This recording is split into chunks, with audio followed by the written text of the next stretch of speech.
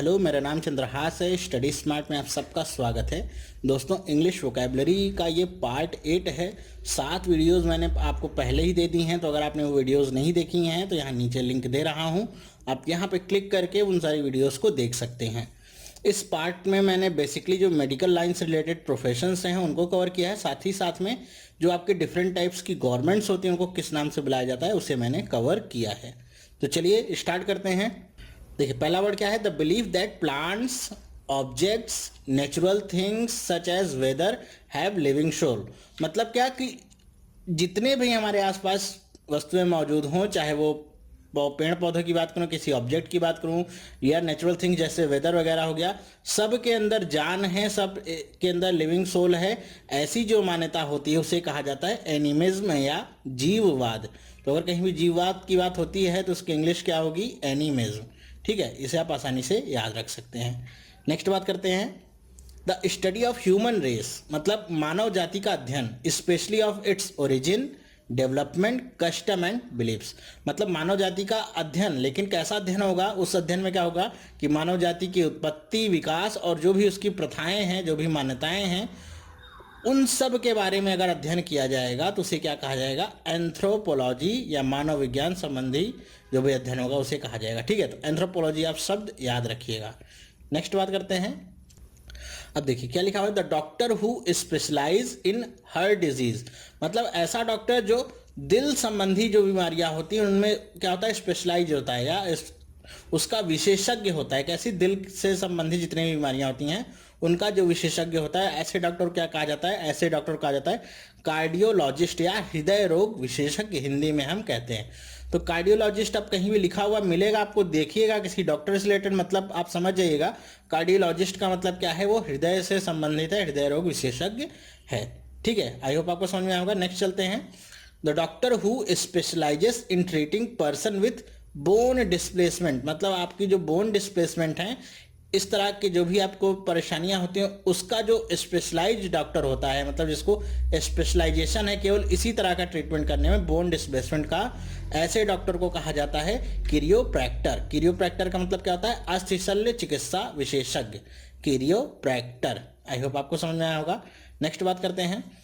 The specialist who looks after our teeth, मतलब जो हमारे दांतों की देखभाल करता है, टीथ की जो देखभाल करता है, उसे क्या कहते हैं? हम सबको पता होगा, डेंटिस्ट कहा जाता है, दंत रोग विशेषज्ञ।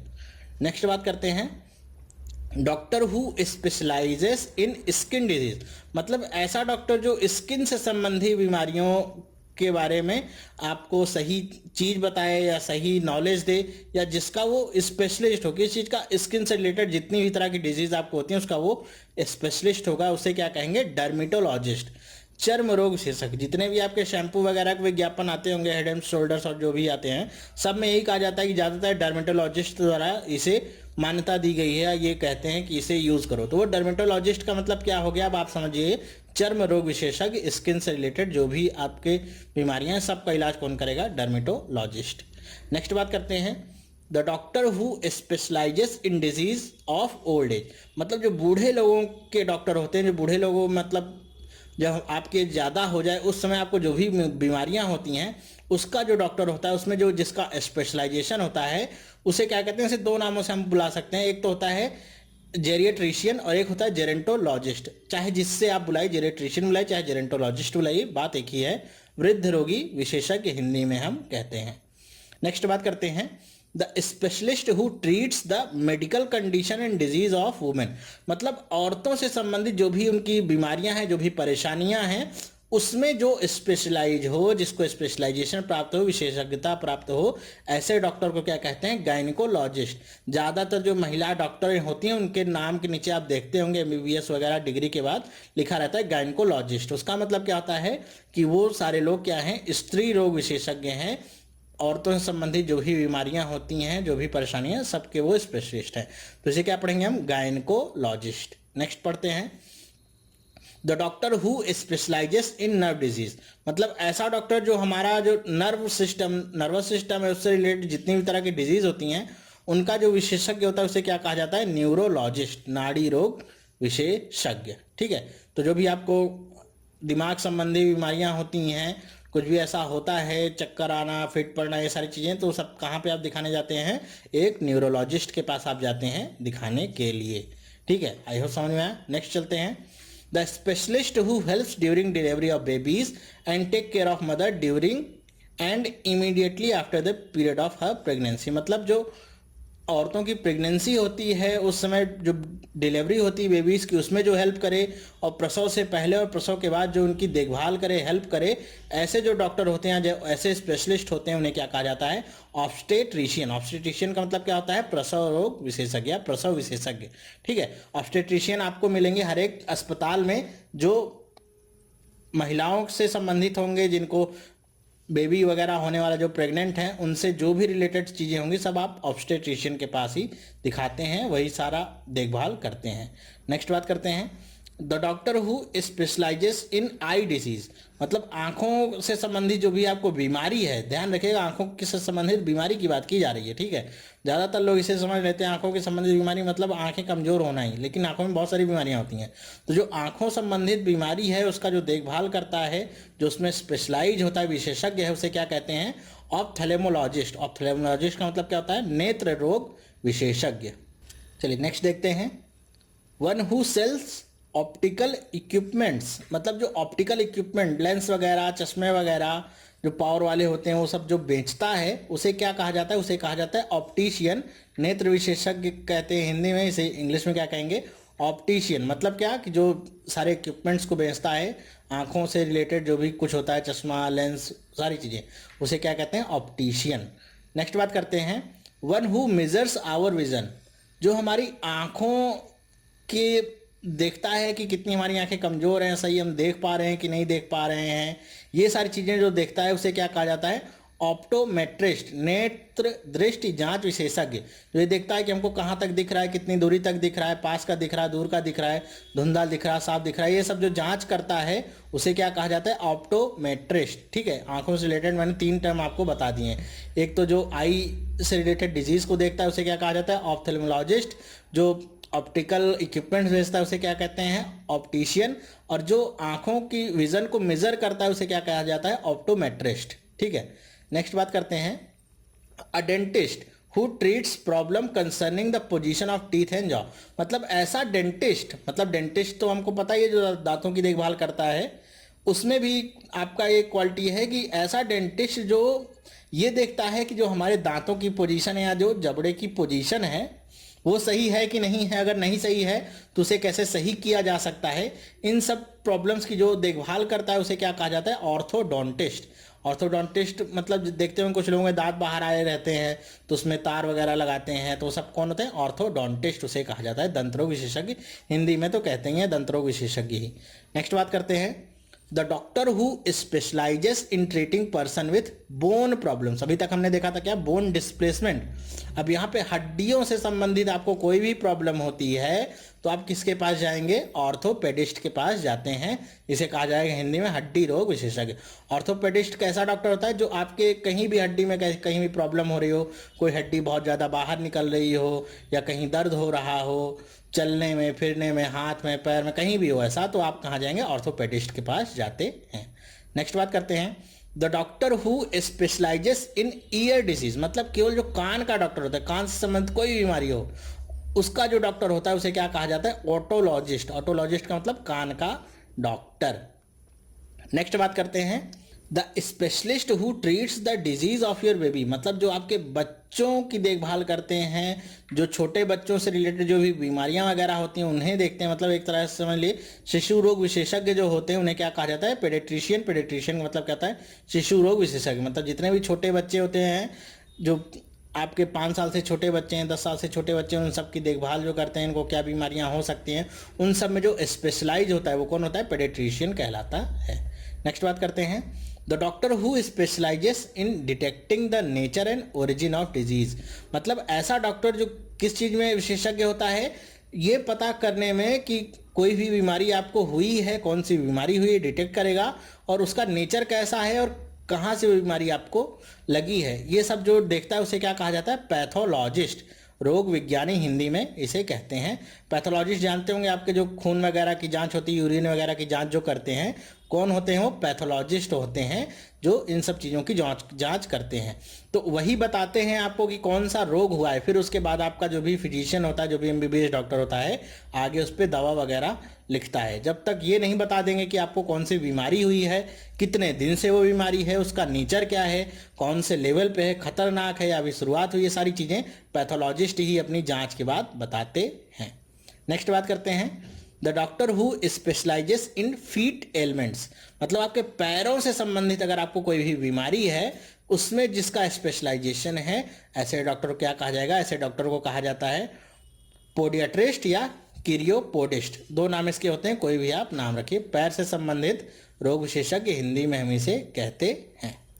नेक्स्ट बात करते हैं, the doctor who specialises in treating person with mental abrasion, मतलब ऐसा डॉक्टर जो किस चीज़ की मेंटल एब्रेशन से जो भी पीड़ित हैं, मानसिक रोग से जो भी पीड़ित हैं, ऐसे लोगों का जो इलाज करता है, ट्रीट करता है, इलाज करता है, उसे क्या कहा जाता है? साइकाइट्रिस्ट। मानसिक रोग विशेषज्ञ, पी साइलेंट रहता है इसमें। साइकाइट्रिस्ट का मतलब क्या? कि मानसिक रोग विशेषज्ञ। नेक्स्ट बात करते हैं, the specialist who studies and explain human behaviour, मतलब ऐसा स्पेशलिस्ट जो ह्यूमन बिहेवियर को पढ़ता है, जांचता है कि आपका बिहेवियर कैसा है और क्यों है ऐसा बिहेवियर, और उसमें चेंजेस आप कैसे ला सकते हैं, उसे क्या कहा जाता है? साइकोलॉजिस्ट। ठीक है, इसमें पी साइलेंट रहता है, इसे कहते हैं मनोवैज्ञानिक। अब ये दोनों टर्म आपके लिए बहुत ही इंपॉर्टेंट है, कुछ लोगों को इसमें प्रॉब्लम हो जाती है। साइकोलॉजिस्ट और जो हमने पिछला देखा था साइकाइट्रिस्ट, वो दोनों ही टर्म अलग अलग हैं। देखिए, आपका जो साइकोलॉजिस्ट होता है, मैं आपको अगर एक्स्ट्रा में बताता चलूं तो साइकोलॉजिस्ट आपका कोई भी मेडिकल टर्म नहीं है। ठीक है, इसके लिए आपको कोई एमबीबीएस वगैरह करने की जरूरत नहीं होती, सिंपल ग्रेजुएशन, पोस्ट ग्रेजुएशन वगैरह करने की जरूरत होती है। कुछ लोगों के आगे डॉक्टर लिखा रहता है, वो जो पीएचडी किए होते हैं उनके आगे डॉक्टर लिखा रहता है, मतलब मेडिकल से रिलेटेड नहीं। लेकिन जो आपका साइकाइट्रिस्ट होता है वो आपकी मेडिकल एक डिग्री लेके बनता है साइकाइट्रिस्ट। वो आपके जो भी मेंटल आपका जो बिहेवियर है उसमें जो भी खराबी आ रही है उसको ट्रीट करता है। ये क्या करता है? केवल स्टडी करता है और एक्सप्लेन करता है। ये आपको काउंसलिंग कर सकता है भाई, कि आपको ऐसा हो रहा है तो आप ये ट्राई करिए, आप कुछ सोचिए नहीं, आप ऐसा करिए, आप वैसा करिए। लेकिन ये आपको कोई भी दवा नहीं लिख सकता है। ठीक है, ये आपको कोई भी दवा नहीं लिख सकता है साइकोलॉजिस्ट। दवा लिखने के लिए साइकाइट्रिस्ट के पास आपको भेजेगा। साइकाइट्रिस्ट ही आपका पर्सन होगा, डॉक्टर होगा, जिसको ये मिला हुआ है कि वो दवा आपको लिख सकता है कि आपको ये दवा लेनी चाहिए। मतलब आपको प्रिस्क्रिप्शन लिखने का जो भी काम होता है वो साइकोलॉजिस्ट नहीं करेगा। कौन करेगा? साइकाइट्रिस्ट आपका करता है। दोनों में ये डिफरेंस है मेन, आप इसे याद रखिएगा। वैसे तो दोनों मिलकर ही काम करते हैं, ऐसा नहीं होता साइकोलॉजिस्ट अलग होता है, साइकाइट्रिस्ट अलग काम करते हैं।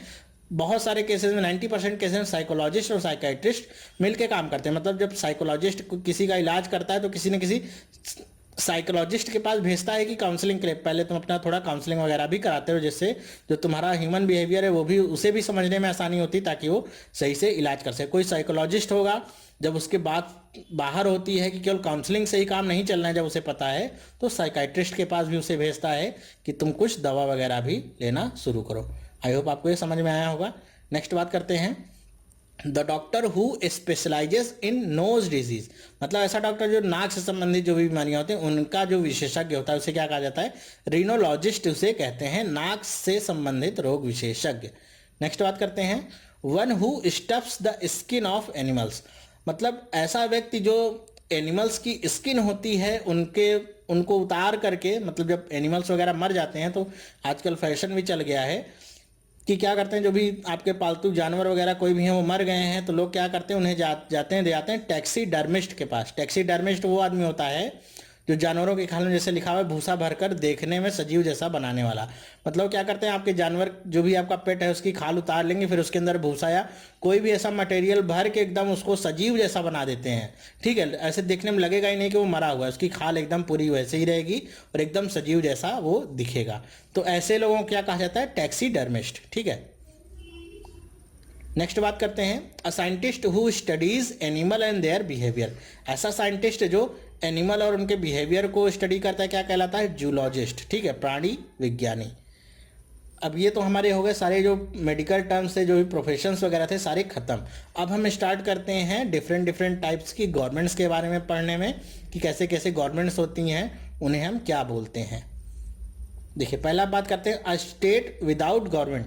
मतलब कोई ऐसा देश हो, कोई ऐसा स्टेट हो जहाँ पे कोई सरकार ही ना हो, मतलब कोई एक लीडर आपके पास है ही नहीं कि आपने कोई सरकार चुनी हुई है, चाहे वो आपकी समझ लीजिए डेमोक्रेटिक सरकार हो, लोकतंत्र से चुनी सरकार हो, या कोई सी राजा या किसी ऑटोक्रेट का शासन हो, ऐसा कुछ भी ना हो, वहाँ पे कोई सरकार नाम की चीज ही ना हो, तो ऐसे स्टेट को क्या कहा जाएगा? एनार्की।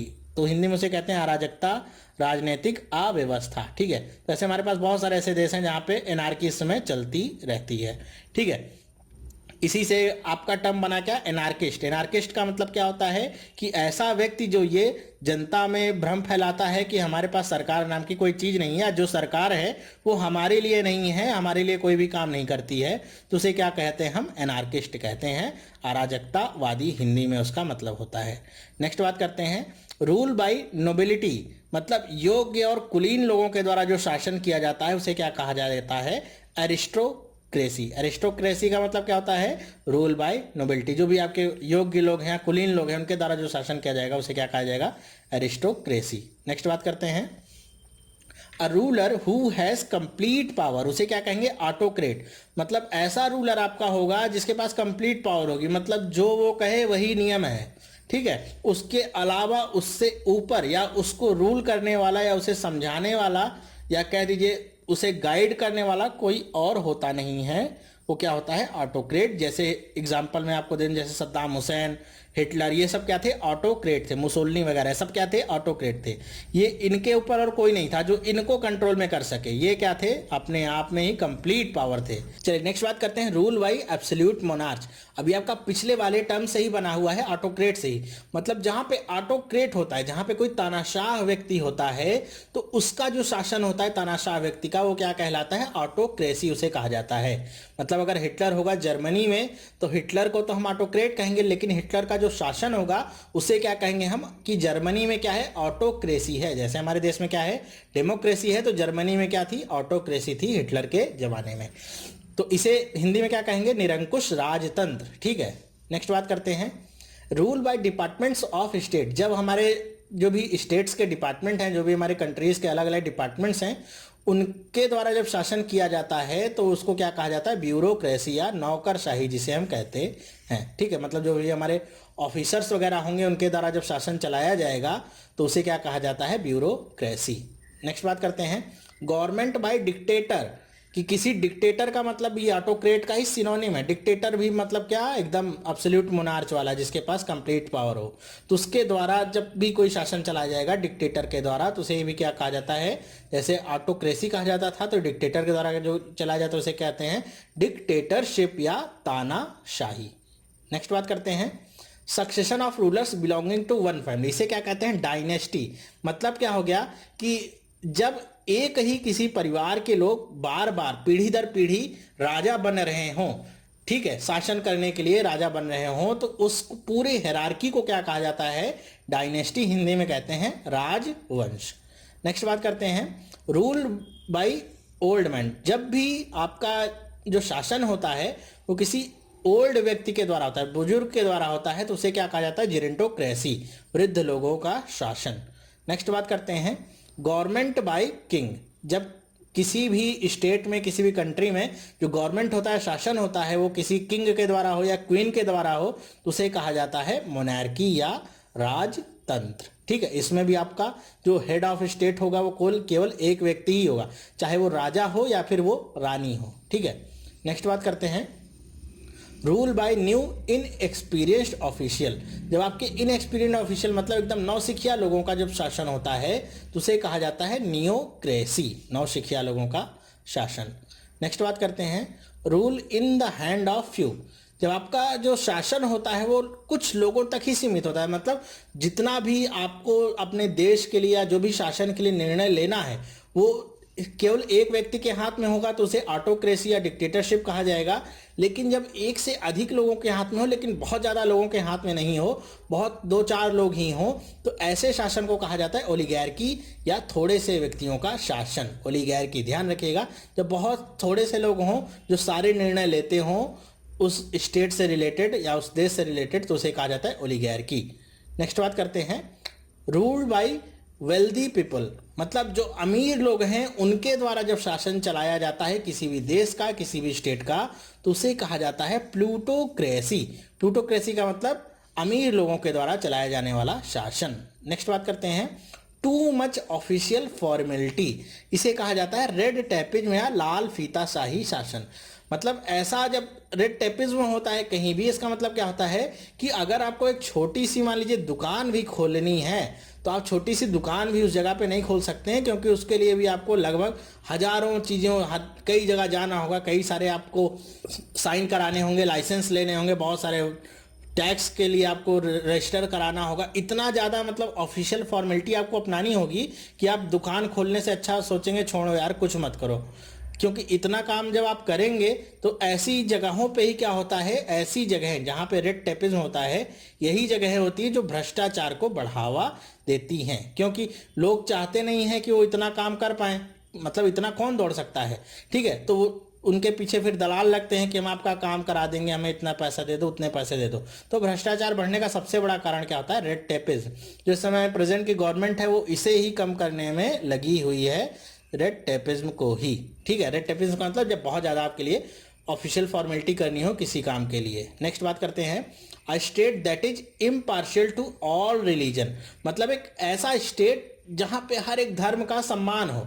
सम्मान भी क्या कह लीजिए, या किसी भी धर्म की मनाही ना हो वहाँ पे कि आप ऐसा नहीं कर सकते, आप पूजा नहीं कर सकते, आप नमाज नहीं पढ़ सकते, आप प्रेयर नहीं कर सकते, कुछ भी आप जो आपका मन हो वो आप करिए, सबको समान रूप से अधिकार प्राप्त है। जो हिंदू को अधिकार प्राप्त होगा वही अब मुस्लिम को प्राप्त होगा, और वही आपके क्रिश्चियंस को प्राप्त होगा, वही सिख को प्राप्त होगा, जैन को प्राप्त होगा। मतलब कोई मनाही जैसी चीज़ नहीं है, तो उसे कहा जाता है सेक्युलर या धर्म निरपेक्ष। जैसे कि हमारा इंडिया, यहाँ पे बहुत सारे धर्मों के लोग रहते हैं और सब के लिए समान अवसर हैं, सबके लिए समान सुविधाएं उपलब्ध हैं। नेक्स्ट बात करते हैं रूल बाय डिवाइन गाइडेंस और चर्च अथॉरिटीज, मतलब ऐसा शासन। ऐसे शासन में क्या होता है कि जहाँ पे कहा जाता है कि शासन किसके द्वारा हो रहा है, जो भी किसी धर्म के जो बहुत ही मठाधीश हैं, या किसी चर्च के द्वारा शासन हो रहा है, या किसी धर्म पे आधारित शासन हो रहा है कि जो उस धर्म में लिखा है केवल उसी के अनुसार पूरा देश चल रहा है, तो ऐसे शासन को कहा जाता है थियोक्रेसी, ठीक है। थियोक्रेसी का मतलब धर्म पर आधारित शासन। नेक्स्ट बात करते हैं a system of government in which only one party is allowed to function, मतलब ऐसा सिस्टम जहां पे केवल और केवल एक ही पार्टी अलाउड है जो इलेक्शन में भाग ले सकती है, जिसके उम्मीदवार खड़े हो सकते हैं। मतलब एक को छोड़ के दूसरी पार्टी होगी नहीं।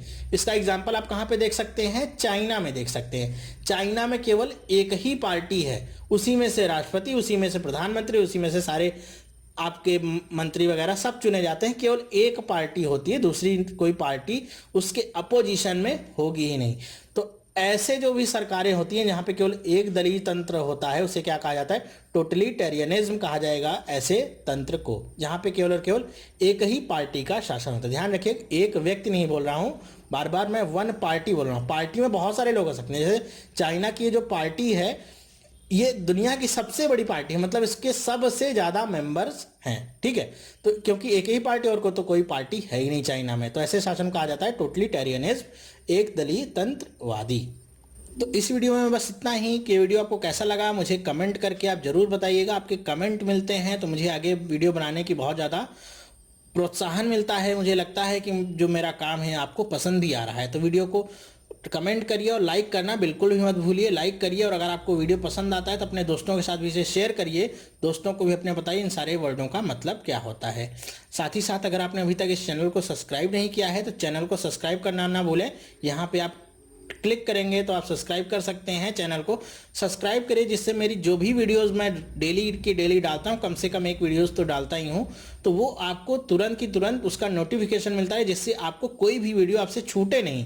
ऐसा ना हो कि आपने कोई इंपॉर्टेंट वीडियो मिस कर दी हो ओकेजनली अगर आप चैनल पर विजिट करते हैं तो आप सब्सक्राइब करेंगे तो आपके पास सारी नोटिफिकेशंस आती रहेंगी। तो इस वीडियो में बस इतना ही। अब हम मिलेंगे नेक्स्ट पार्ट में। वीडियो देखने के लिए आपका बहुत बहुत धन्यवाद। तब तक के लिए बाय।